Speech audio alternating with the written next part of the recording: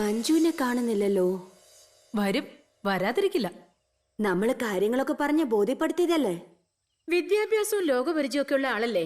വരും വരും. പുരുഷ മേധാവിത്വത്തിന്റെ ഒരു ചെറു സൂചനയെങ്കിലും അത് വീട്ടിലാവട്ടെ ജോലി സ്ഥലത്താവട്ടെ നമ്മുടെ ശ്രദ്ധയിൽപ്പെട്ടാൽ ആ നിമിഷം നമ്മൾ പ്രതികരിച്ചിരിക്കണം. ഒരടി പിന്നോട്ടില്ല. നിങ്ങളുടെ എല്ലാവരുടെയും പൂർണ്ണ സഹകരണം പ്രതീക്ഷിക്കുന്നു. ജയ് നാരി. അടുത്തതായി ഗംഗാദേവി. ദേ മഞ്ജു വരുന്നു. മഞ്ജു വാ, എന്താ ഇവിടെ നിക്കണേ? വാ വാന്നേ. ഹായ്, സ്ത്രീ സമത്വ വേദിയിലേക്ക് സ്വാഗതം.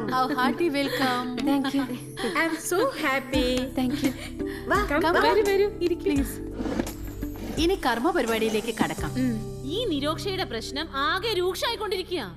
എന്ന് പറഞ്ഞാൽ എങ്ങനെയാ? ഇവള് കംപ്ലൈന്റ് ഒപ്പിട്ട് തരണ്ടേ? Madam, please give me some more time. ഗോവിന്ദൻകുട്ടിനെ കേൾക്കുമ്പോഴേ ഇവളുടെ മുട്ടിടിക്കും. പടക്കളത്തിൽ ശങ്കിച്ചു നിൽക്കുന്ന പോരാളി പരാജയപ്പെടാം, ചിലപ്പോൾ കൊല്ലപ്പെടാം. ഏത് ഗോവിന്ദൻകുട്ടിയുടെ കാര്യ?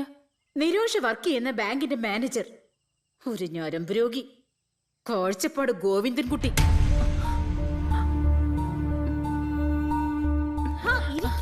ഇപ്പൊ ഇങ്ങ് വന്നല്ലേ ഉള്ളൂ.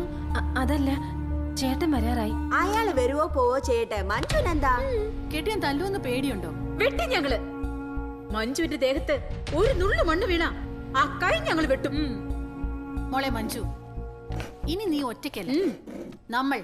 നമ്മളെല്ലാം ഒന്നാ. യെസ്. വെക്കി മഞ്ജു. ആ മഞ്ജു ഹസ്ബൻഡ് പേര് പറഞ്ഞില്ല. ഗോവിന്ദൻകുട്ടി. കാഴ്ചപ്പാട് ഗോവിന്ദൻകുട്ടി.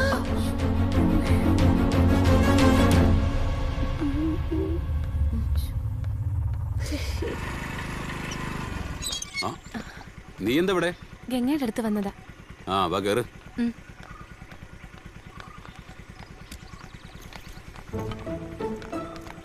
പോകാം.